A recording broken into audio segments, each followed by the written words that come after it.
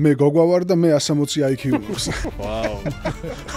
მესის ან ძალიან მაღალი IQ აქვს, ან ძალიან დაბალი. ეგრე ვიზდები, ყვარა ისეთი ფსიქოტიპის ტიპი არის, რომ სხვა რამეში ეგეთი იქნება რა. ბევრი კონსპირაციის თეორია არის მაგაზე. საქართველოს ნაკრები ძალიან მინდა რომ გავიდეს მსოფლიოს. გამოცემს ისეთ ხმას, რომ მოწინააღმდეგის აბჯარი იმტრევა. ვეფხის ხალხის კითხვა დავიწყე. ეგეც გონია უფრო საინტერესო რამე კიდე ვიდრე პირამიდები. ნუ არაფერს მამესულ აქ ვარ და მომწერე როცა გიდო. მადლობა. სასიამოვნო 2 საათი იყო და გამოიწერეთ ამ ჯირის სახე. მეფესავით პოდკასტი. გამარჯობა, მე გოგვა ვარ და მე 160 IQ მაქვს. რა თქმა უნდა, ეს არ არის ჩემი ფრაზა, ეს არის ერთ-ერთი ჩემი საყვარელი იუთუბერის ფრაზა, კერძოდ ჰიტასი. ჰიტა ადამიანი 160 IQ-თი, იგივე დავით ალავიძე. გამარჯობა ჰიტა. მადლობა რომ მომიწვიეთ. დიდი მადლობა შენ სტუმრობისთვის. როგორ ხარ გითხარი პირველ რიგში? კარგად. იუთუბერულად რავი, ვიღებ ვიდეოებს.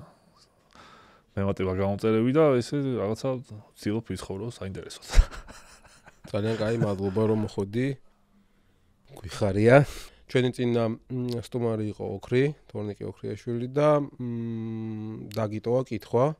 საქართველოს ნაკრები გავა თუ არა ჯგუფიდან მსოფლიო ჩემპიონატზე. ვა, ოქრი გავიცანი მაფიის წინა თამაშზე, გვერდი-გვერდი ვჭექით და ძალიან საყვარელი კაცია. ძალიან დიდი პატივისცემა. საქართველოს ნაკრები ძალიან მინდა რომ გავიდეს მსოფლიოზე და მაგის შანსიც არ ისე პატარა ხო ახლა. ანუ კარგი თამაშების შემთხვევაში გვაქვს შანსი რომ გავიდეს და იმედია მოვახერხებთ.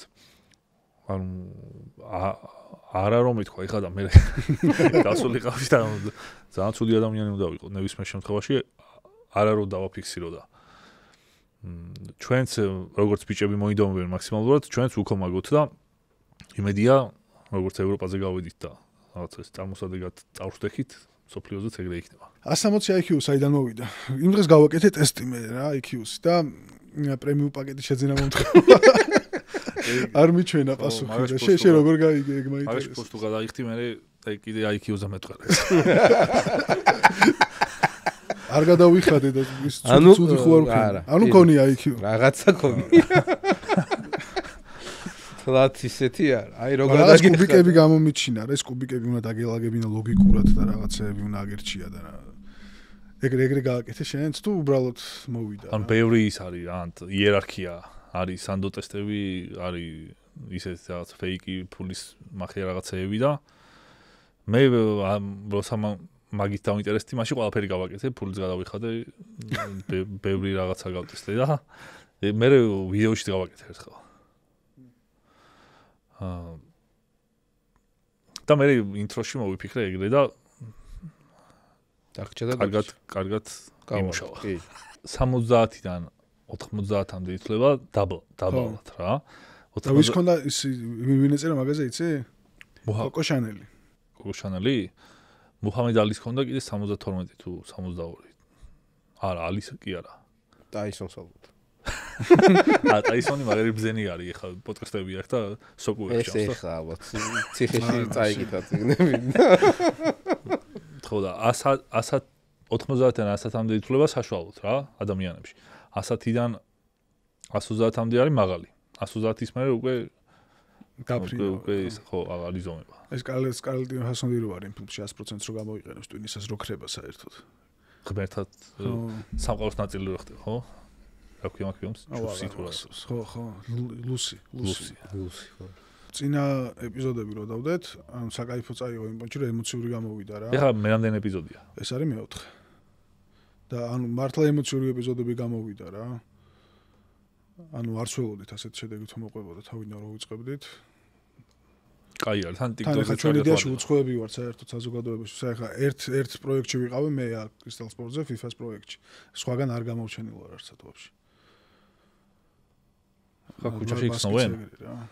თუ ჯერ არა. მე მიცნე. ჩემმა მეზობელმა ნახა ერთი რა და ისე ვიღაც უცხოს არ გაუჩერებიო ჯერ. მაკდონალდში რიგი დავით. ხო, ამასთან მაკდონალდში მივიდა ვიღაცა რა ოქრის ეპიზოდის შემდეგ. თელი დღეო საცოფშიო ოქრის უყურეო და მადლობა ისე გავიდა დრო რომ ის ხენიო და რავი ნენელა. ხო, TikTok-ზე გაგვივარდა ეს ვიდეოები. TikTok-ზე მაგარი ნახვები გაქვთ. ხო, ეხლა ვხოდავთ მაგეებსაც, რომ ვაფშე ნულიდან დავიწყეთ. ხო, TikTok-ი გამოწვეული არქი კი გაქვს, მაგრამ ეს პოდკასტის საპიარებლად. კარგად ვარდება იქ. ისე UFC გიყვარს როგორც ვიცი ყველაზე მეტად, ნუ MMA სახეობებიდან UFC ორგანიზაცია. ეხლა ისეთ წარმატება გვაქვს. ტოპ 5-ში, ყველა pound for pound-ში 2 ქართველია რა. ეგ არის ალბათ ფეხბურთს შევადაროთ ბარსა და რეალი ქართული გუნდები იყოს, დაახლოებით ეგეთი რაღაცაა. ხო და ეს ან თვითონ სპორტი როგორც MMA ძალიან ახალია, 20 წლის არიან ცოტა მეტის რა, ეს 20 წლის წინ როგორი იყო, ერთი მებრძოლი დღეში 3 ჯერ იბრძოდა. რომ მოიგებდი, მე კიდე როგორც სხვა სპორტებში არის რა, ეხლა. ოლიმპიური სისტემით იყო. და ეხლა წელიწადში 3 ბრძოლა ბევრად ითვლება. ხო, უკვე ბევრად ითვლება. და კიდე ან ბევრი რაღაცაა ეგ. მაგრამ ეგ არ არის მინუსი MMA-ის. შენი საყვარელი მებრძოლი შეიძლება წელი ისე გავიდეს, ან ერთხელ იჩხუბოს, ან საერთოდ არ იჩხუბოს. ეხლა ვოლკანოვსკიმ ილიას შემდეგ, ერთ წელში დაჟე უფრო მეტი დაჭირდა წელიწადი და 2 თვე იყო რა. მარტში იყო მასში საჩემპიონო და ეხლა წინა კვირას და ეს იშვიათად რო იბრძვიან? ხო, რა, ეხა ვიდეაში ჩემი საყვარელი მებრძოლი, ანუ პირობითად ისრაელ და ადესანა რო ავიღოთ, იბრძვის წელიწადში 2 ჯერ ყველაზე დიდი რა. ესეც ტრამვებზე არის დამოკიდებული. ეხა თუ შეიძლება ესე ძიმე ტრამვა მიიღო, 1 წელი არ აჭყობონა, წელიწად ნახევარიც ყოფილა, შემთხვევები რო არ ყოფილა. წელიწადში 2 ბრძოლა ითვლება ისეთ სტანდარტულად რა, კარგ მაჩვენებლად. 3 უკვე ცოტა კარგად ხშირად იბრძვის, შეიძლება ესე ჩაითვალოს და 4 ჯერ თუ იბრძვის, ესე იგი ფაქტობრივად ყოველ დღე ჩხუბობს. ეგეთი პონდია და მე რაღაცნაირად ჩხუბებს მე 4 ჯერ ალბათ ამ წელს. მე ალბათ დღეშიც იჩხუბებს. რომ მიუშვა მართლა. მე რაბი არის მართლა რაღაც გენიალური ფიზიკის მქონე და ანუ თან არის ყველაზე საინტერესო მე რაბის შემთხვევაში, რომ არას ამერიკული ოცნება ჰქვია მართლა ეგ არის, ჩავიდა იქ ხეობაზე მუშაობდა რაღაც და ამ ხელა ვარსკვლავი გახდა და თან სულ hard work-ის ხარჯზე. ნორმაგომაიდოს რო ეჩხუბა მაგაზე ვინერვიულე ძალიან რა. იმიტომ რომ მან ბევრი რამე წდებოდა ძალიან, მარტო ჩემპიონის ხამანი კი არ იყო. მთელ მსოფლიოში ხო არის აღიარებული, რომ ეს დაღესტნელები ყველაზე მაგარი მოჭიდავეები არიან და თუ ამერიკელი მოჭიდავე იყო ვინმე ან ბრაზილიერი ჯიცერი იყო ვინმე, ისე ამათმა ყველა მოახჩეს და პონტი იყო ეგეთი, რომ თუ ჭიდაობა გინდა დაღესტანში უნდა ჩახვიდეთ მაო და იქ იმათ ვერავინ არ უგებს და მართლა წაგებაც არ ქონიათ რა. ეგ ჭიდაობაში ყოველ შემთხვევაში. და მე რომ მოვუგო მაგით გამოჩნდა, რომ ეგენი დამარცხებადი არიან ჭიდაობაში. და თან ისევ კავკასიელისგან ასე ვთქვათ, მაგრამ საქართველოსგან და ამის შემდეგ უკვე ვისაც აღარ უნდა ეჩხუბოს, შონომალის მეორედ კი არა, მეათეთ რო ეჩხუბოს და სეჰუდოც რო იყოს იმ ოქტანგოში შონომალისთან ერთად. მაინც აღარ ნერვიულობ. ისე თან ეხა ხო თქვა რაღაცები რა, რაღაც მასტურბირება შევწყვიტეო და აღარ მოსაწევს აღარ ვეწევიო და მასტურბირება და 70%-ით მზად ვიქნებიო რა, უფრო უკეთესი ვიქნები. შუგამ თქვა და. შუგა მაგარი კაცია ისე, მე ძალიან მევასება. ხო. აი წამოიგე შუგას პერსპექტივა რა. ტიპი არის, ამერიკელი ტიპია, ახალგაზრდაა, ძალიან ისეთია, ბევრი ფოლოვერი ყავს ძალიან. იქ ამერიკელ რეპერებთან ძმაკაცობს, ტეკაშისთან და ვიღაცებთან, ამერიკელი იუთუბერებთან ძმაკაცობს, სულ ერთად არიან პარტიზე, მაგარი წაგება არა აქვს. ერთი წაგება ვისთანაც ქონა ფეხი რო გაეთიშო ვერასთან, მე იმას მოუგო და წაგება არა აქვს ტიპს რა, ეგრე. ეგ არასხოდა. ხო და რო გაარასხოდებ, ეგ აღარ ითვლება უკვე წაგებად რა, ისეთ მომენტში და საქართველოსთან რაღაციდან ჩამოვიდა მერაბი და უნდა ეჭიდა გეჭიდაოს. აი რატომ უნდა აი მე არ ვეჭხუბებოდი შონომალს ადგილზე მერაბს. ხო მაგიტომაც არის და ეხა დაცვაზე თავი რა პირველივე დაცვაზე მე-6 ნომერი დაიყენა ეხა რეიტინგის და. ხო და ანუ იმდენად ანუ მერაბს რო ვიღაცა გაურბის ჩხუბისგან მაგის გამო არ უნდა დაძრახო ის ადამიანი რა, იმიტომ რომ მეც გავიქცევდი მერაბს. მეც არ ვეჭხუბებოდი. შენ გიასება. თოფურია ჩემთვის ტოპი ყველაზე რაც კი ისე. უბრალოდ აი ჩემ გადმოსახედიდან UFC ამ დონეზე როა და ეგეთი პოპულარული არის მაგრეგორის დამსახურება. და მაგ კუთხით მაგ ადამიანს წემ ძალიან დიდ პატივს. კი. ილიაზეს ვთქვათ ბარემ და მე სხვა თემებზე გადავიდეთ. ილიაზე იბრძვის ყველანაირად რომ ისლამთან ჩაენიშნოს შეხვედრა, მაგრამ არ იტებს თავს რა. და ძალიან დიდი შანსია რომ მეორე ეპიზოდიც იყოს დაღესტანი საქართველოს. ნუ მათ დასაუბედუროთ რა. ილია საერთოდ რაღაცნაირი მონსტრი არის, ანუ ლეგენდა. ლეგენდა. უნდა გამოითქვას სწორად. ჩვენ სახელზე ლეგენდა. მართლა ლეგენდა არის ხა ესეთი პერსპექტივით რო აიყო, რომელ წონაშიც ილია არის 76-ში. მან სულ ყოფილა 4 თუ 5 ჩემპიონი რა. ანუ ვინც ჩემპიონი ხდებოდა, სულ ეგ იყო რამდენიმე წელი. ჟოზე ალდო იყო ხო მაგ წონაში თავიდან. არ მახსოვს ჟოზე ალდო სუპერ სუბუქში იყო 60-ში. არ მანდ არ იყო ჟოზე ალდო. ვოლკი, თოფური, მაქსი იყო. ჰოლოვეი. ხო, ჰოლოვეი იყო დიდი ხანი, მერე ვოლკი. ის ჩამოვიდა, ოლივეირა ჩამოვიდა და ვერ გახდა მანდთან. ხო. და ნახე რა არის მაგ წონაში ძალიან სიგიჟე რა. მაქს ჰოლოვეი იყო ძალიან დომინანტი ჩემპიონი და კონორი იყო ბოლო-ბოლო. კონორი, ხო. ჰოლოვეი იყო ძალიან დომინანტი ჩემპიონი და ვისაც ეჩხუბებოდა, ყველასთან იგრძნობოდა, რომ საერთოდ სხვა ლეველზე იყო რა, ისე კრივს ასწავლიდა და ის ხელი აიწიეთ, თორე გირწამოდა, ეგ რაღაცებს უკეთებდა ჩხუბის დროს და ეგრე ხო ყველას ძალიან ჩაგრავდა. მერე ვოლკანოვსკი გაიშიდა, რომელმაც სამჯერ მოუგო მაქს. და მაქსი რო ამ წაგებების შემდეგ კონტენდერობაზე კიდე სხვას ეჩხუბებოდა, იმათაც ძალიან ჩაგრავდა რა. ანუ მაგალითად ვოლკანოვსკი რო არ ყოფილიყო, მაგწონის ყველაზე დიდი გოუთი მაქსი იქნებოდა, იმიტომ რომ არავის არ წააგებდა. მე რადგან ვოლკანოვსკი იყო და ვოლკანოვსკი უგებდა მარტო მაქსსაც, გამოდის რომ მაქსი ყველაზე მაღლა იდგა და ძალიან დიდი განსხვავება იყო მასსა და სხვა დანარჩენ ადამიანებს შორის და ვოლკანოვსკი მაქს კიდე სამჯერ მოუგო. და მე საერთოდ ილია მოვიდა და ორივე გათიშა და არ გასწოდეს გათიშულა არც ერთი მანამდე მაგ ზონაში. და ხა წავიდა ვაფშე. წავიდა და იმას ემუქრება. ეხა ვოლკმა ხო კიდე იჩხუბა და კიდე ისე დამაჯერებლად მოიგო, როგორც სულ მანამდე იგივე. ხო და ტიპი ემუქრება ეხლა იმას, ვინც ვოლკანოვსკი ორჯერ დაამარცხა და ერთხელ პირველ რაუნდში დაანოკაუტა ფეხით თან. ხო. ილია თან აი რაღაცნაირად აი თავიდანვე მართლა ერთი ბრძოლა ქონდა ჩატარებული რო ჩაუწერე და იმდენად დარწმუნებული იყო რომ კამარს მოიგებდა ანუ ცოტა აი რაც მოხდა თითქოს ნანახია ხო აი პირველად იყო როცა აი სპორტსმენგან გამოვიდი გაკურებული რომ ანუ ეგეთი თვით დაჯერებული როგორ ანუ მაშინ მითხრა კარგად მოსწოს რომ რო შევდივარო კონკურენტი მე არ მყავს ყველა სილუეტები არიანო იქო ჩემი თავის კონკურენტი მე წავაგებო ანუ თუ წავაგეო მე წავაგებო ისინი ვერ მომიგებენ ვერავინო ხო და იქ მაინდსეტია ყველაზე ძვირფასი რაღაცა ხო რა თქმა უნდა და რაღაც 2 დღეში ვნახე გიგა ჭიკაძე რა და მეთქი ლია მეთქი და მაგარია ნეტა ყველა ეგეთ ხოძე ვიყოთო რომ აი მებრძოლისთვის ყველაზე მნიშვნელოვანია რომ ეგეთი იმითი შედიხარ რა მახაჩებს აბოდა ინტერვიუში რომ ნებისმიერი ჩოუკიო მითხრასო და იმით მოგუდავა. ხო, ნებისმიერი. და თან არის ამას. ეხლა ის კონორი რო იძახის ეგეთ რაღაცებს ან ტრეშტოლქერი ვირმე რა. იცი რომ შეიძლება გამოვიდეს და სხვა რამ ეკნა საერთოდ, მაგრამ ეს მართლა დარწმუნებულია რომ მაგას უზავს რა და ვერავინ ვერ შეაპარებინებს ეჭვს. ხო, თავიდან ხო ვოლკისთან ხო ეჭვს თვალით უყურებდნენ ამას რა. ავარდნილიებიც და ბავშვი არის, ბავშვი ეძახდნენ და რაღაცა და ვოლკიც რო გამოვიდა და ვიდეო ბავშვი დავაწყნარებოდა რაღაცე. გამოვიდა დავანოკაუტეფო და ანოკაუტა. გამოვიდა მე ჰოლოვეისთან დავანოკაუტეფო და ანოკაუტა და ეხა მიდი და არ დაუჯერო რო იტყვის რომ ისლამს დავანოკაუტება. თავის საყვარელი ჩოუგიო დარსი არისო და დარსით მოგუდავა. საიდან მოდის სახელი ჰიტა?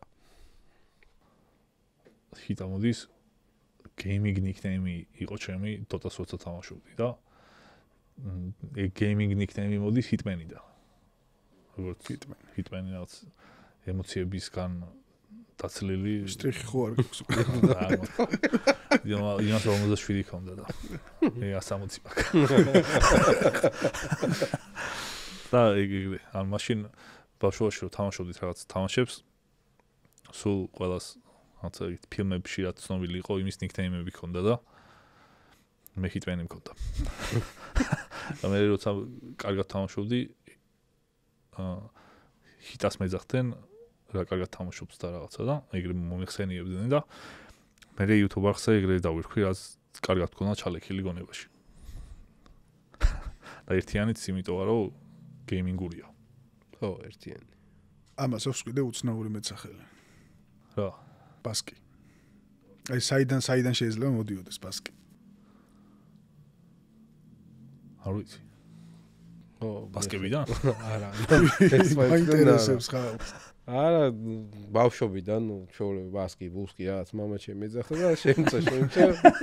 ეგრე და ეხაც ძალიან ხშირად. ბასკი ბუსკი.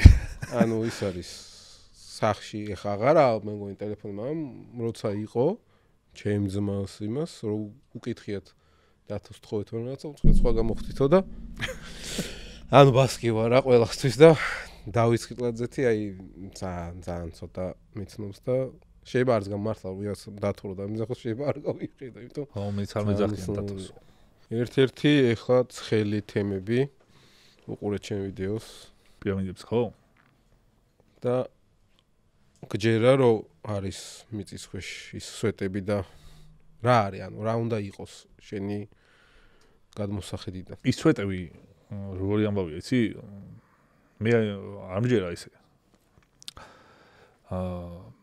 მაგრამ ბევრი კონსპირაციის თეორია არის მაგაზე ყველაფერ კონსპირაციის თეორიაში სულ პირამიდები ასე თუ ისე გაჟღერებულია ყველაფერში იმიტომ რომ ძალიან უცნაურია და ეგრო მართლა აღმოეჩინათ ეხლა როგორი ისიც წავიდა რომ იქ ეგვიპტელი მეცნიერი დაუშვათ იმან არ დაადასტურა და რამე ეგ წესით ეგრეც იქნებოდა მართლაც რო აღმოეჩინათ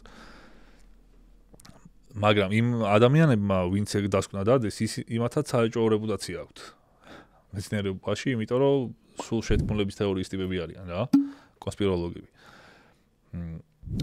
და ეგ ჩემს ვიდეოში მაგალითად მე არ მithქვამს რომ ან უეჭველი არის ან აი ესე მოხდა უბრალოდ და მე რაც მეჩვენება საეჭვოდ მაი მაგაზე ვილაპარაკე მე და ძალიან უცნაური არის სხვა რაღაცეები აი ეგ კი არ არის უცნაური იქ 2 კილომეტრის კონსტრუქცია არის თუ არა 80 ტონიანი გრანიტი როგორ მიათრიეს 900 კილომეტრიდან ეგა უცნაური ანუ ეგ რო გაეკეთებინათ პირამიდა რო ყოფილიყო აშენებული წინა საუკუნეში მაგალითად საერთოდ არ იქნებოდა უცნაური. დაუშვათ აი ენგურ ჰესი თუ აშენეს პირამიდებსაც რავენარად აშენებდნენ, მაგრამ ჩვენ წელთაღრიცხვამდე თუ 26 საუკუნეში აშენებული, სადაც ურემიც არ ექნებოდათ. ეგ უკვე ძალიან უცნაურია. და მე იქ ის 900 კილომეტრი როგორ არის, საიდანაც გრანიტი მოქონდათ. ნილოსი არის სულ რა, იქიდან პირამიდებამდე და მე კომენტარებში ეწერა რომ რა არისო მაგაში უცნაურიო წყლით წამოიღებდნენ. ხო და ბაზარია ტანკერი თუ ყავს. არა, წყლით წამოღებაზე ის გამახსენდა. 26 საუკუნეში ჩვენ წელთაღრიცხვამდე თუ ტანკერი ყავს ბაზარია რა, მაგრამ ნავზე როგორ უნდა დადო? 21 საუკუნეში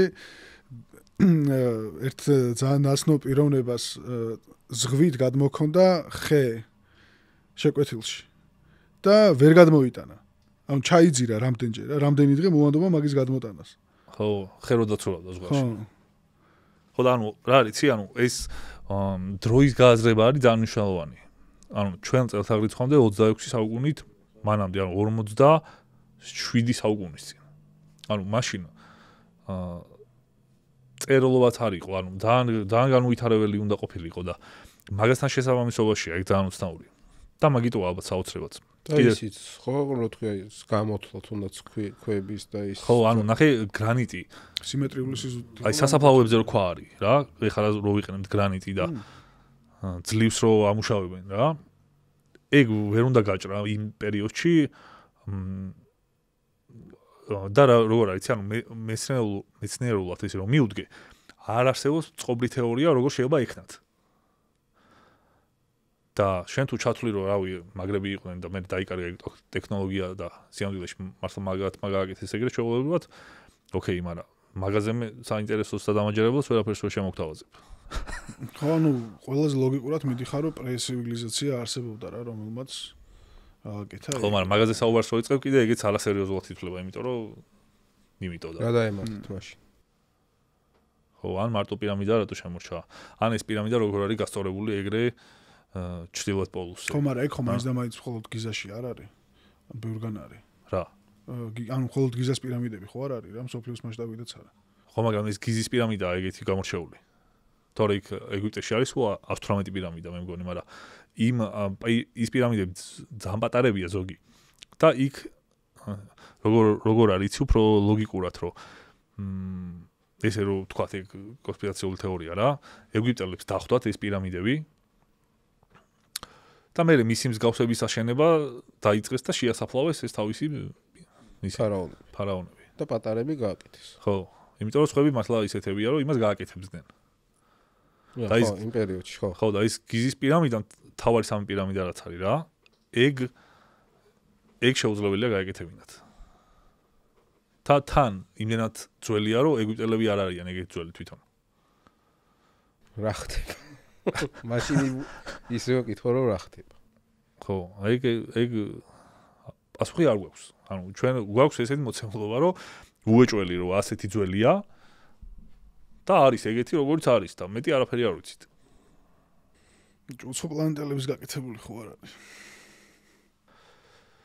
ეგეც არის თეორია, რომელსაც ბევრი ადამიანს ჯერა ეგრე. უცხო პლანეტელების თუ ჯერა ზოგადად აგერ ჩვენს მეგობარს როგორც ჩანს ჯერა. ხო, ანუ თუ მაგის ჯერა, მაშინ ეგრე ახსნადია რა. თუ რამე უნიკალური იქნება დედამიწაზე, ყველაფერი ეგრე ახსნადია, იმიტომ რომ იმათი გაკეთებული. მაგათი დატოვებული, ხო. ხო, მაგრამ ეგეც ახლა შენ თუ აქ ჯერა, უკვე ის თეორია აღარ ვარგა. შენ რისი გჯერა საინტერესოა?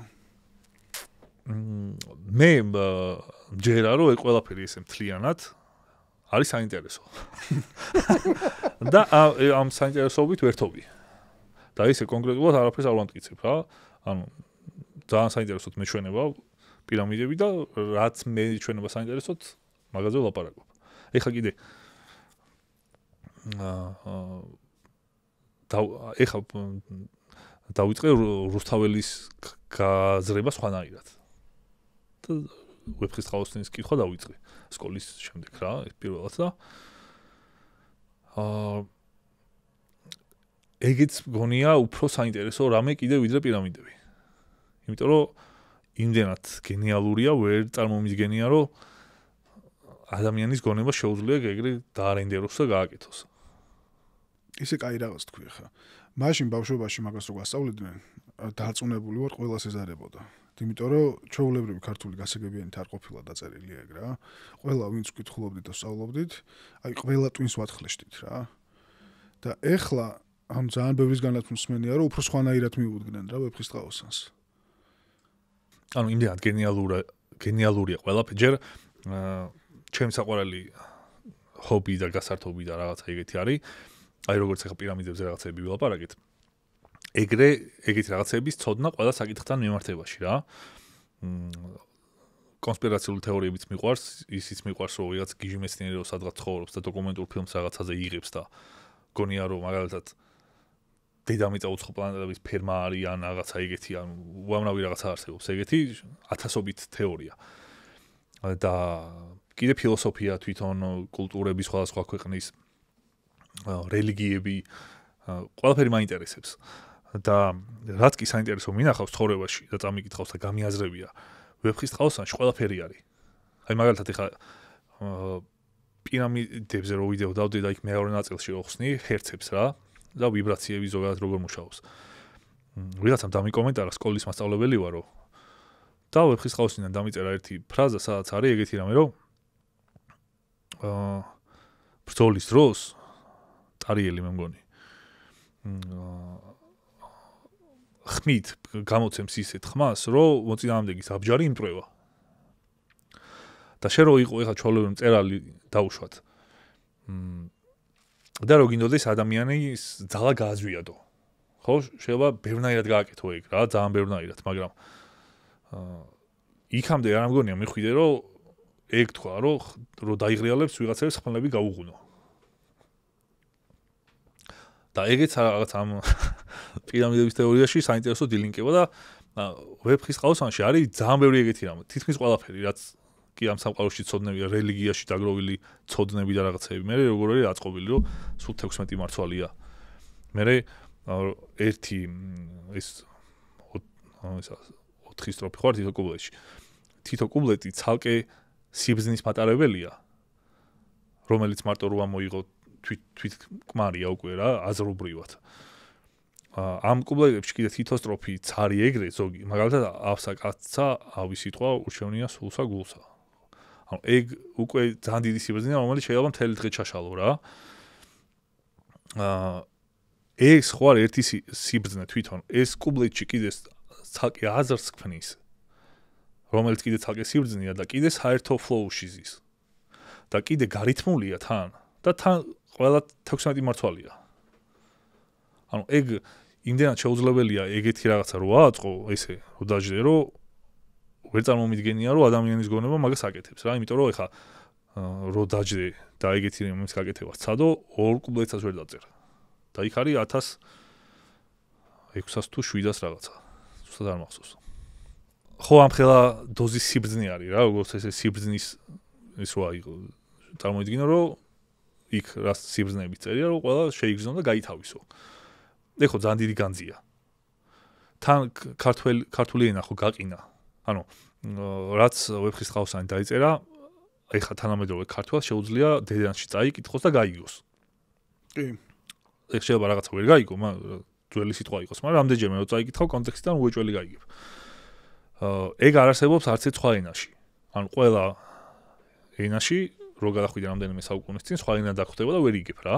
მარტო ქართულს იგებ. ანუ ქართული ვეფხისტყაოსანმა გაყინა დროში ასე ვთქვათ და კიდე მომავალი თაობებიც რო გავაწლები, ვეფხისტყაოსანს მაინც გაიგებენ და ჩვენ ქართულსაც გაიგებენ. და თან ისეთი რაღაცაა, რომ ვერ ითარგმნება. და ეგეც რას ნიშნავს, იცი რომ ცოტა ის sci-fi ფილმი რო წარმოიდგინო. და რაღაცა ის განძის ყუთი რო იდგას რაღაცა ეგეთი და რომ მიხვალდა ესე რომ დაადებთ იც და ქართველის დნმ თუ იქნება რომ მაშინ იგებ მარტო.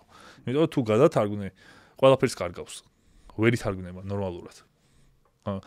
ის არის კაი მაგალითი მაგისთვის. ყველსახრელად ამოიყვანს ენა ტკბილად მოუბარი. ეგ რო გადათარგმნა ძალიან დებილობა გამოვა რა. ან აზრს სწორად ვერ გადაიტან, ან უნდა დაწერო ორი ფურცელი. ეგეთი თან ბევრია ეხლა რომ სულ ეგეთია და და ის ხო გაიჩითა ვიღაცამ დაწერა გასაგები ქართულით. კლიანი ტომი გამოუშვა თანამედროვე ქართულით რა ვეფხისტყაოსნის. ხო, მაგრამ ანუ ხო ეხა სასაცილოა მაგრამ ანუ ის არის სიგიჟე რომ ეგეთი ლეველის რაღაცა რო არსებობს ქართულში და ქართველი რო უნდა იყო რომ გაიგო, ეგაა სიგიჟე. თორე ვერ იგებ. და თან კიდე რა არის, ის საინტერესო რომ უცხოელი რო იყო და მაგალითად ქართული ისწავლო. მაინც ვერ გაიგებ. აი ეგ უნდა მოგცეს ეგრევე. იმენა დნმ-ით ქართველი თუ არა ხარ, ვერ გაიგებ. და როგორი ფლექსია, იცი, ანუ მე რო იუთუბერი ვარ დაუშვათ, ხო? ანუ იუთუბერის თავარი ერთ-ერთი უნარი უნდა იყოს ფლექსი. ანუ ნებისმიერი სიტუაციიდან ისე უნდა იყო რა. და ყველაზე დიდი ფლექსი რაც მინახავს, ეგეც ვეფხისტყაოსანშია. თავიდან ისე იწყებს, რომ ეხლა არსებობენ სხვა პოეტებიო, მაგრამ მაგათმა ვარიციანო. ეხლა უნახითო მე დავქნავ რაც არის. მე დავქნავ ნახითო. ყავს ჰეითერები და კომენტარებში თუ არის და როგორ ებრძვიმათ? არ მყავს. და მგონია რომ სხვა იუთუბერებსაც არ ყავთ. ნუ ხო არის ცოტა ესეთი კომენტარები, სულ დადებითი კომენტარები მაინც არ არის, ანუ მაშინ აი ნუ ეს რა ხალხია, რა კატეგორიის ხალხია, თუ ჰეითერი არა, მაშინ ცუდ კომენტარსაც უწერენ. ნახე რა ხდება, ეგ რო ახსნა, მაშინ ცოტა ალგორითმებზეც უნდა თქვა რა. ჰეითერი არსებობს პროფესიონალი ჰეითერი. პროფესიონალი ჰეითერი თუ ყავს, ეგ ყველა იუთუბერისთვის ალგორითმის დონეზე ძალიან მაგარია. იმიტომ რომ პროფესიონალი ჰეითერი რას ნიშნავს? ვიდეოს რო დადებ უეჭველი ნახავს. და ლაიქს გაუკეთებს ეგრევე. არა, ნახე რა სიზამს ლაიქს არ გაუკეთებს, შეიძლება დისლაიქი გაუკეთოს, მაგრამ ვიდეოს ნახავს, კომენტარს დადებს. კომენტარს უეჭველი გიტოვებს და უეჭველი ბოლომდე უყურებს. და ბოლომდე იმიტომ უყურებს, რომ ყველაფერში მაქსიმალურად გამოგიჟირო. შეიძლება რაღაცები გადმოახვიოს და ორჯერ უყუროს, რომ აბა რამე ხო არის ისეთი ხო არ იყო. ხო და ალგორითმი მაგას აგიქვამს როგორ იცი, რომ ტიპი ერთნახევარჯერ უყურებს ვიდეოს და კომენტარს გიტოვებს. ამიტომ ანუ ამერიკაში არსებობენ იუთუბერები, რომლებიც მარტო ჰეითერებზე მუშაობენ. და კიდე ბრენდებზე ლაპარაკობენ და მაგას ის ბრენდების ისინი უწერენ. ბრენდ რისკ იუთუბერი, კონტენტ კრეატორი, ინფლუენსერი. საქართველოში ეგეთი კატეგორია ხარ არ მგონია რომ იყოს. ხო და საქართველოში არ არის და თან როგორ არის ცი რომ YouTube ვიდეო თავისთვის არ ერთვება. უნდა დააკლიკო შენ თვითონ. და ეგ მარტო YouTube-ზე აგრე. TikTok-ზეც, Instagram-ზეც, Facebook-ზეც სულ ან მეგობარი, ან for you, ან რაღაცა გიგდებს. YouTube-ზე ირჩევ და ცოტა ფილოსოფიურად რო შეხედო, შენი არჩეული რაღაცის მიმართ ბევრად დიდი მზაობა და ლოიალობა გაქვს რა, იმიტომ რომ თუ არ გევასები, ხა არ დააკლიკებ ჩემ ვიდეოს, სხვა რამეს დააკლიკებ. რაც გევასება და ამიტომ რაღაცნაირად YouTube community-ში ისეთი ბაბლი იქნება, რომ სულ ჰარმონია არის. და ცუდი კომენტარი შეიძლება იყოს როგორ რაღაცა იცი, აი ძალიან ისეთ თემაზე თუ დავდე ვიდეო, რომ ძალიან უცხო აუდიტორია მოიყვანა. იქ შეიძლება რაღაცა ეწეროს, რომ აი IQ რა არის, ან როგორი ამპარტავანი ხარ, ან რაღაცა. იქ რა არის. როგორი ამპარტავანი ხარ და მე შეიძლება უპასუხო, რომ პირიქით მე თავდაპირველად ვამბობ. ყველა კომენტარს კითხულობ საერთოდ. ვერ გავიგე. არ არის საჭირო. არა, ხო, იყოს. ჩემი დამტენის ამბავი იცით? არა. ერთი ვიდეო უკარო დამტენი ჩამოკიდებული ხო? ხო, მაგაზე გაქვს, მეგონი რა თქვა მე გავაქრეო და მაგაზე მომწერეს რატო იმას აქ. ხო, როგორ იყო იცი ეს დამტენი ესე იდო. ვიცი. ესე მოხდა რა, ორგანულად. მობილურ სტენიდი და ეს დამტენი დამჭა და რაღაცნაირად ჩამოეკიდა ესე გვერდულად. ხო და ამ ვიდეოში რაღაცებზე რო ვლაპარაკობ, ყველა წერდა ამ დამტენზე როგორ არის ჩამოკიდებულიო და ერთი 500 კომენტარი დაიწერა. მე მეორე ვიდეო რო გადავიღე, გავხედე ამ დამტენს და კიდე ვიგდევს. მეთქი 500 კომენტარი თუ დაიწერა, მოდი კიდე იყოს თქო და მე 2-3 ვიდეო ეგრე გადავიღე და მე ავიღე ეს დამტენი ალბათ დავდე სხვაგან. და მე დაიწერა 3000 კომენტარი. დამტენი დააბრუნეო და დამტენს გაუკეთეს fan page-ი და 10000 ლაიქი. 10000 გამოწერიყავდა დამტენს. მე ამ დამტენზე გადაიღეს მულტფილმი, რომელშიც მე მებრძოლა ეს დამტენი. დამამარცხა და დაჯდა თვითონ გახდა იუთუბერი და მე ჩამოვმკიდა იქ. ბიჭო რა სიგიჟია. და მე ის კომპანია რო ტენე დამტენების ეგ დამიგავშვიდა და რაღაც კოლოპი უნდა გავუკეთებინა.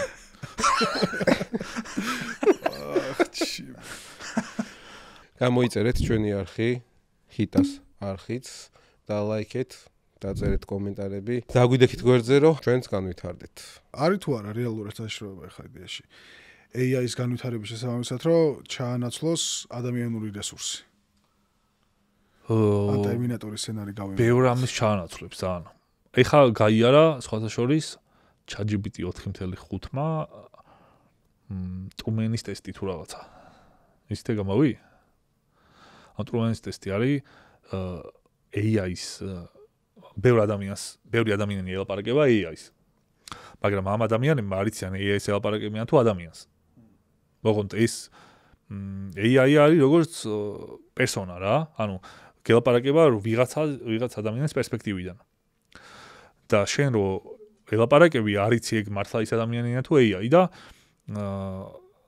ტესტის გავლა ნიშნავს რომ ადამიანების უმეტესობამ თქვა რომ ნამდვილი ადამიანია და სიამდვილეში AI იყო. შეიძლება არ იყოს AI. ეგ ამ ტესტში. მე ვიცი ის რომ AI-ის სერვერებზე არის ტონობით წყალი რა, წყლის აუზები და რაღაცები გასო, იმიტომ რომ იმდენ წყალს მოიხმარსო, შეიძლება რეალურად ეკოლოგიური კატასტროფის წინაშე აღმოჩნდეთ. ეგ მეც წავიკითხე. თუმცა ეგრე ბიტკოინიც მოიხმარდა სვანეთის დენს, მაგრამ რაღაცაერად გადავრჩით და იმედია მაგაზეც გადავჭებით. იმედია. წყალი რო ჭირდება AI-ის, ისე ხო უცნაურია. წყალი ყველაფერს ჭირდება. ხო ეგრე წყალში წყალიც არის და წყალიც შეიძლება ოკეანის იმაზე დასვან. რო გაგრილდეს რა. და აშურს. და ვიღაც წარმოიდგინე შედის და პროსტა გადაობს რა. აბა რამ ქვია მე ძმა და რამდენი წელს ვარ აბა? ეხა AI არის უფასო ვერსია ერთი ChatGPT-ზე, არის თვეში $20 ღირს.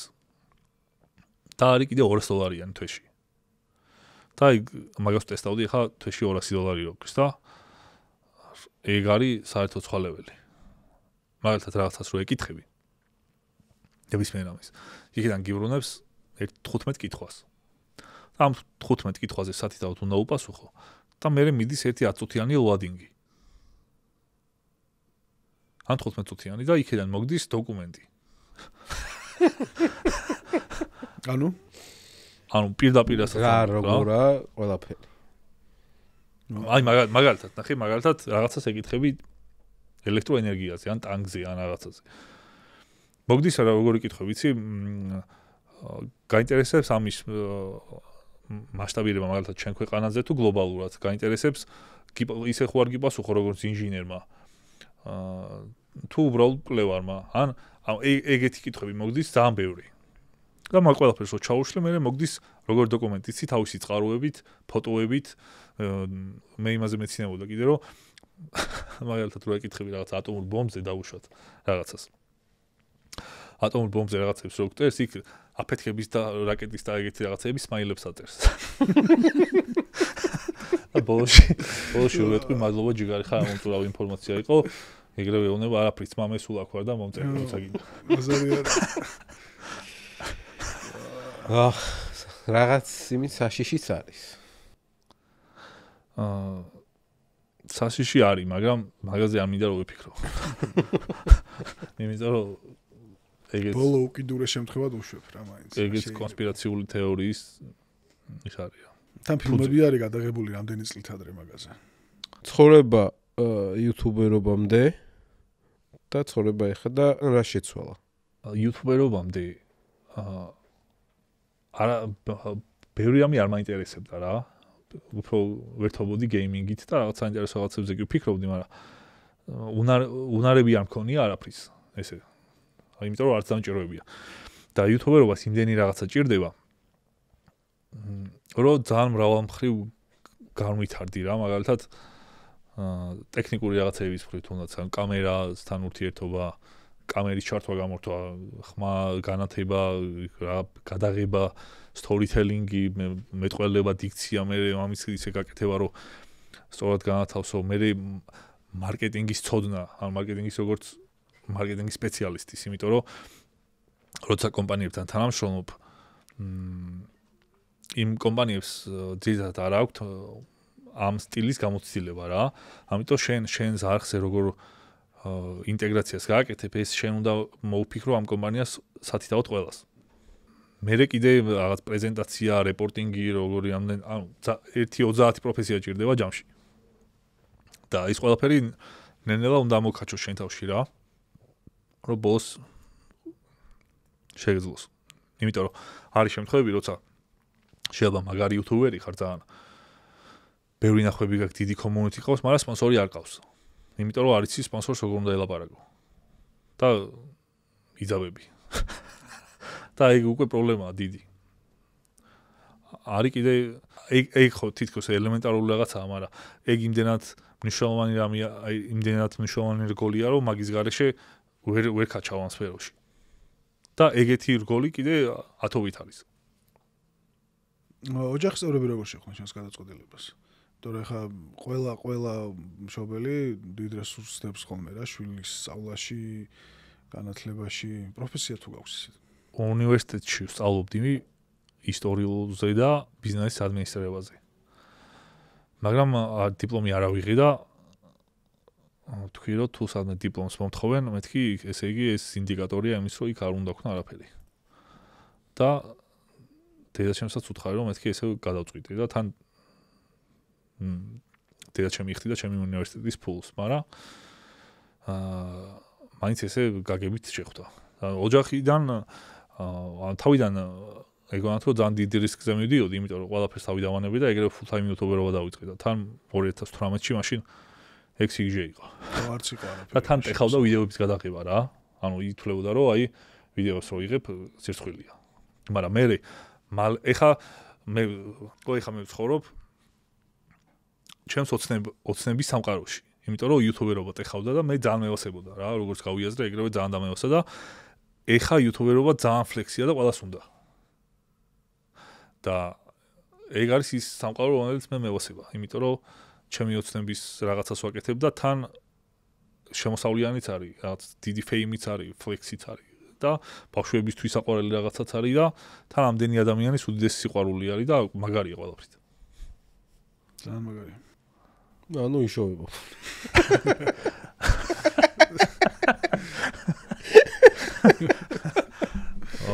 კი, განვითარდა ეხლა ძალიან.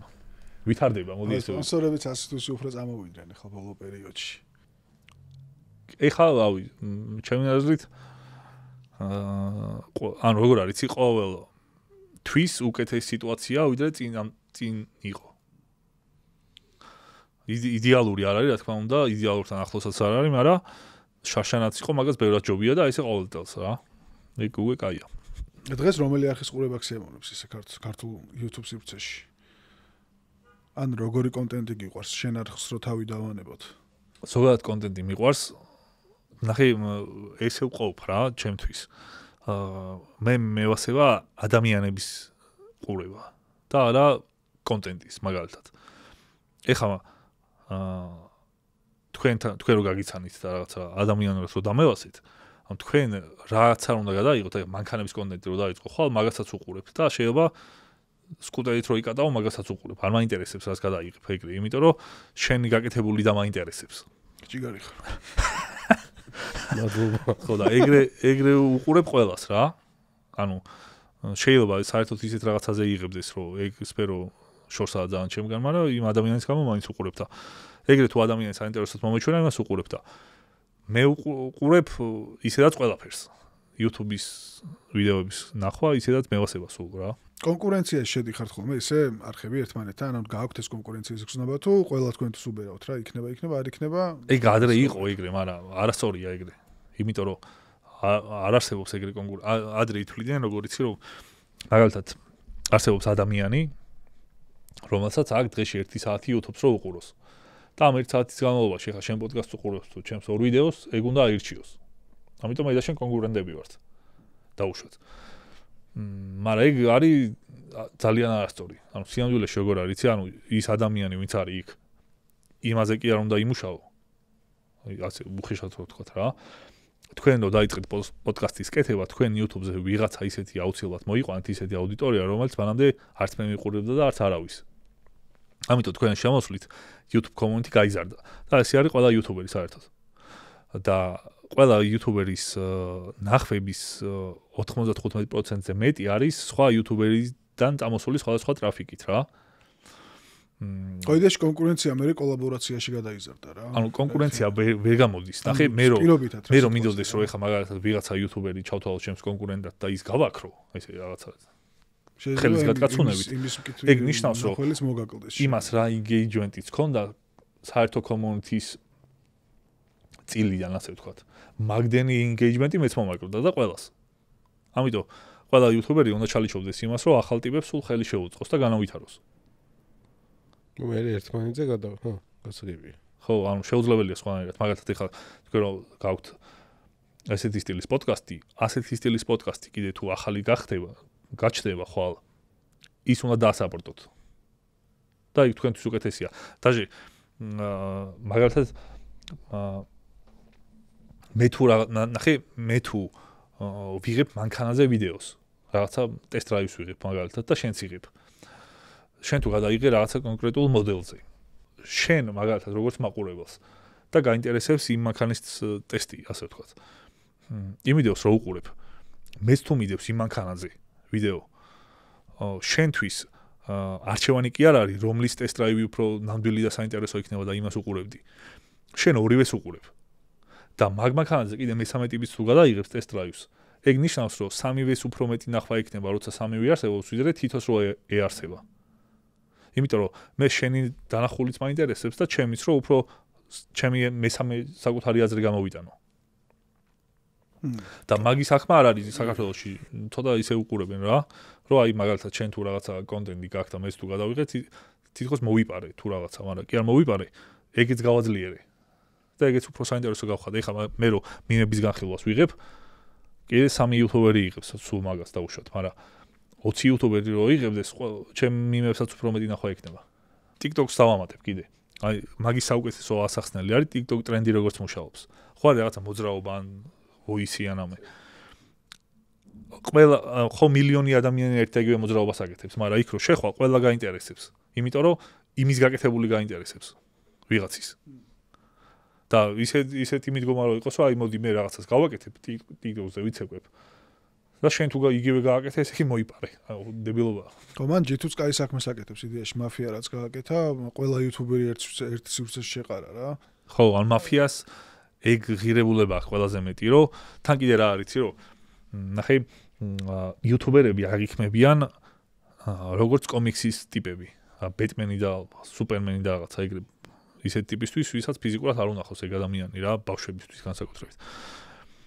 და როცა ადამიანს იცნობ ესე ხა მე რო თქვენთან მოვედი სტუმრად და ხელი ჩამოვართვით ერთმანეთს და რაღაც რო გავიცანეთ ერთმანეთი მომავალში შეუძლებელია რომ რაღაცა ინტერნეტ ბიფი დაიწყოს ახლა ჩვენ შორის იმიტომ რომ თუ რაღაცა არ მოგვეწონება ისევ შეხვდებით ერთმანეთს ან ამა ეგეთი და მაფია ყველაზე მეტად მაგითი ეხმარება ამ ქართულ YouTube-ს ასე ვთქვათ რომ ყველა ერთმანეთს ფიზიკურად გააცნო ეგ ძალიან დიდი პლუსია. ხო, გართობა ერთი არის ახლა და რაც არის აზრი იდეაში მაგაში რომ ყველა ერთ სივრცეში არის და თამაშობთ და რაღაცა თან თამაშობ ერთობი ხუმრობ, კარგი ურთიერთობა გიყალიბდება რა და ეგ მაგარია ძალიან. ხო, მაფიადანაც უფრო სხვანაირად გაგიცანით რა, იუთუბერები. ხო, კიდე აი ბევრს არ ვიცნობ ახლა. YouTube ლიგა რო იყო კიდე. 200-მდე ტიპი ვისაც ფოლოვერები ყავს, 200-მდე ეგეთი ადამიანი თამაშობდა. რო არა იუთუბერობა გიფიქრია, სად იქნებოდი? არა. რატო უნდა ვიფიქრე?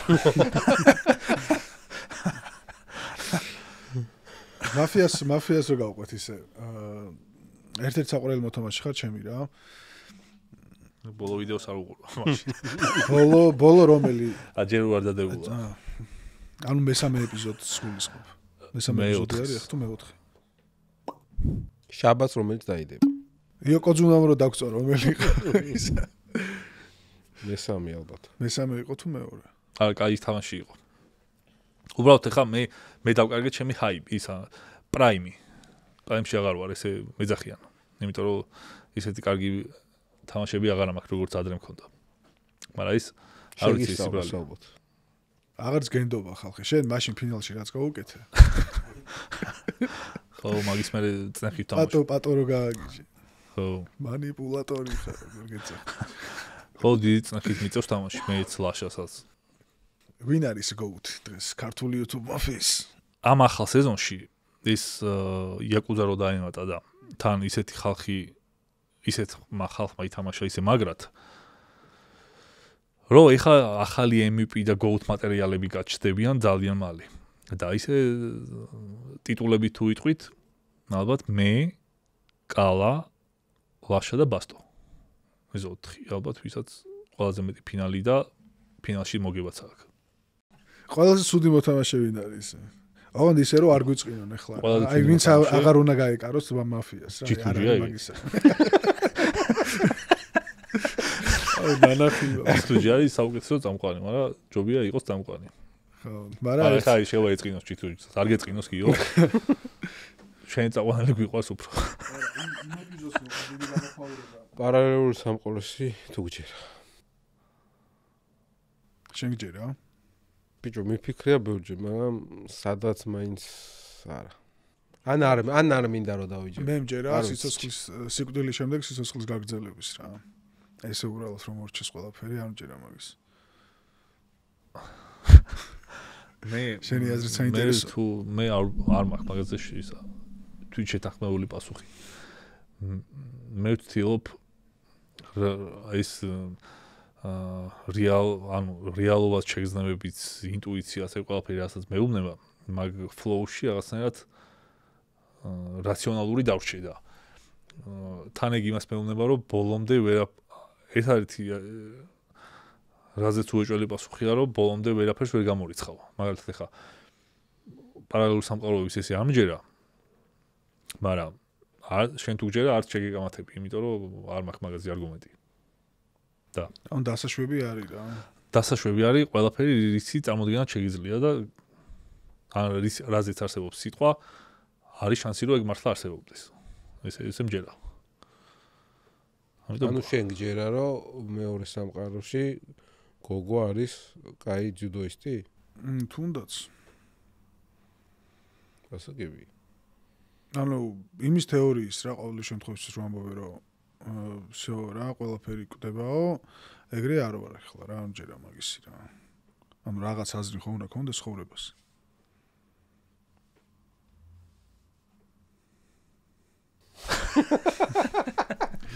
ძალიან დეპრესიულში ვარ გადავიდეთ ახლა.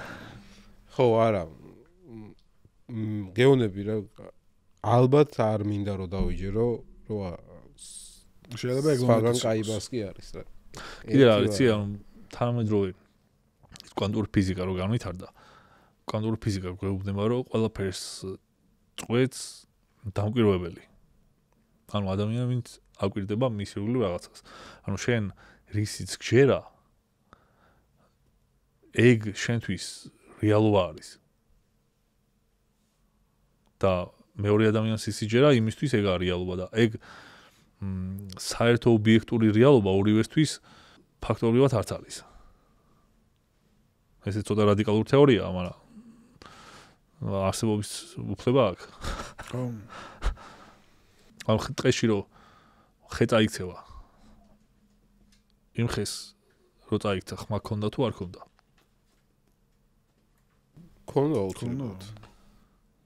თუ არ აუცილებლად გაუგია? მაინც ქონდა. არა? თუ ერავინ გაიგო, არ ვიცით. ანუ უნდა ქონოდა. ხო, წესით უნდა ქონოდა. უნდა ქონოდა, მაგრამ მაგაზე უფრო ადეკვატური პასუხი ვერ გვექნება. ანუ ნახე რა არის მან მუღამი რომ ექსპერიმენტს რო ატარებ, როცა რაღაცას ხედავ, ის რაღაცა ბიოლოგიურად იცვლება. სხვანაირად იქცევა. მაგიდა მაგალითად რა, ეხლა რო უყურებ მაგიდას ჩვენ რო აღვიქვავთ. ბიოლოგიურად შეიძლება მაგიდას სხვანაირი შემადგენლობა ხო ძალიან გაზვიადებულად ვამბობ რა, მაგრამ ეს გასაგები რო იყოს რაღაცნაირად. და თუ ამ ოთახში არავინ არ იქნება, შეიძლება ეს მაგიდა სხვანაირი იყოს იმენა ბიოლოგიურად. და ის შროდინგერის კატა და ეს რაღაცა სინათლის ექსპერიმენტები სულ მაგაზია. როგორ შეიძლება იქ ხდებოდეს. მაგრამ ესეთი რაღაცა მწყობრი პასუხი არც არსებობს. ბევრი ვიბაზრე ძალიან საინტერესო იყო მე მგონი. შენი გადმოსახედიდან ტოპ 5 სპორტსმენი, რომელსაც ყველაზე მაგარი IQ აქვს. ვაუ, ძალიან სამური კითხვა. რამდენის გაგახსენდება? რამდენზეც ვიფიქრებ, თუ გინდა 5-ვე არ გითხრა. კაი 3 თუ გინდა. აი მესი მაგალითად ეხლა მესი სასაცილო ვიდეოები რო წერდება, ხო იცით? ანუ მესის ან ძალიან მაღალი IQ აქვს, ან ძალიან დაბალი. ანუ საშუალო ვერ იქნება. ანუ ძალიან მაღალი. ზედმეტად მაღალი. ხო, შეიძლება ეგეც იყოს, მაგრამ ანუ შეიძლება ცოტაც კონდეს და მაინც ეგეთი მაგარი იყოს. მე შეიძლება? კი, მაგალითად ხო, აი ალიზე სადღაც წაკითხული მაქვს რომ 62 ქონდა. 62 ძალიან ცოტა. ხო, ალიზე მოგარტყავდა. ალიზე მეც მოგარტყავდა 62-ით იმ butterfly იმებს ვერ გააკეთებდა. მოძრაობებს. არ ვიცი ხო ეს ვინ თქვა. ყვარას ვიტყვი. იმიტომ რომ როგორ მგონია იცი რომ ყვარა ისეთი ფსიქოტიპის ტიპი არის რომ სხვა რამეში ეგეთი იქნებოდა რა. სხვა ნებისმიერ რაღაცაში. ეგეთ წარმატებული. მე რონალდინიო მიყვარს, მაგრამ რონალდინიო არ იქნებოდა. რონალდინიო 2 წელი იქნებოდა, 2 წელი იქნებოდა. 2 წელი იქნებოდა. 2 წელი მაღალი IQ ქონდა მაგას. ანუ IQ-ს ეგეთ წარმატებას ნუ უკეთებ პარალელს. ანუ შეიძლება ძალიან მაღალი IQ ქონდეს, მაგრამ იმენა არ ვარგოდეს რა. ხან შეიძლება პირიქით სპორტში ვარგოდეს და ცხოვრებაში არ ვარგოდეს რა. სპორტული IQ და ცხოვრებისული IQ განსხვავდება. სპორტული IQ კიდე სხვა არის, ხო, აი UFC-ში მაგალითად სპორტული IQ-სასაც ეძახიან, რომ იციო შენი რა უნარი, როდის უნდა გამოიყენო. ეგრე თუ შევაფასებთ, მაშინ მერაბი. მერაბი იქნებოდა ალბათ ტოპი. საერთოდ. იმიტომ რომ მერაბს რა უნარებიც აქვს, იმას ისე პროფესიონალურად იყენებს, რომ ეგ არის fight IQ-ს top level-ი მართლა. თქვენ ვიზე ფიქრობთ აბა, თქვენ ჩემზე კარგად თქვენ იცით სპორტი და თქვენ მითხარით ჭკვიანი სპორტსმენები ვინ იქნებოდნენ? სპორტული IQ თუ ზოგადად? არა, იმენა ჭკვიანი სპორტსმენი როგორც ასეთი. UFC-ზე UFC-ზე რახან ჩამოვარდა, UFC-ზე ალბათ ვოლკანოვსკის ვიტყვი რა. UFC-ში. როგორც იწყებდა და როგორც აფინიშებდა, მე მეტოქეებს ანადგურებდა სათითაოდ შლიდა რა, გინდა ფეხში დარტყმებით, გინდა ტანში დარტყმებით, გინდა სახეში დარტყმებით. აი მენა ნაკუწება შლიდა ყველას. და ყველა სპორტი რო აიღო? მაინც ფეხბურთიდან ვიტყვი მე რა, ფეხბურთიდან წავალ და ზიდანი მიყვარს მაგრად რა. ზიდანს ალბათ. ანუ როგორც მოედანზე, ისე მოედინის მიღმა აი თამაშის გარდა რა, წვრთნელადაც არა. ანუ ცხოვრებაში. ესე რომ მე ესე გავიგე კითხვა თავიდან. ბიჭო, ჯორდანს ყველა იძახის და ჯორდანის გარეთ მინდა ვთქვა რა. ჩემს მე ვიტყვი მაშინ. ფედერერს იტყვის ახლა. ჯორდანი ეგრე გიждები, მარადონაზე მაგარი ჩემთვის არავინ არა, ეხა მარადონას IQ-ს ვერ შევადრე. ჯორდანი, აი მარადონას ივენე ცოტა უნდა ქონოდა. ჯორდანი, მაგრამ სპორტული IQ მაღალი იქნებოდა. ფედერერი ვერ გადამიწყვეტია ჯერ რომელი უფრო სპორტში საერთოდ. ხო. ჯორდანი თუ ფედერერი და მაინც ჯერ რაღაცა ცოტათი მაინც ჯორდანი წიმყავს. მაგრამ არ ვიცი რითი. ხო. ჯორდანი, ფედერერი და ალბათ მაინც ოთარ კიტეიშვილი. არავის ჩამოვარდება IQ-თ ჩემი აზრით. თამაშის წაკითხვით, მოედინის მიღმაც ძალიან ისეთი ინტელექტუალური ადამიანია. კიტე.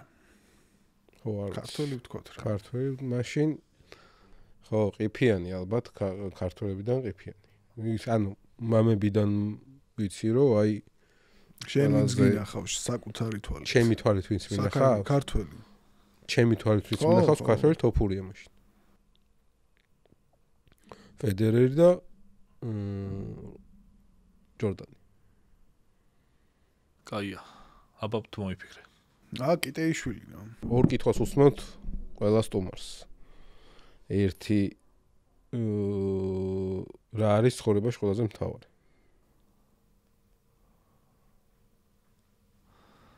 ბედნიერების მოპოვება.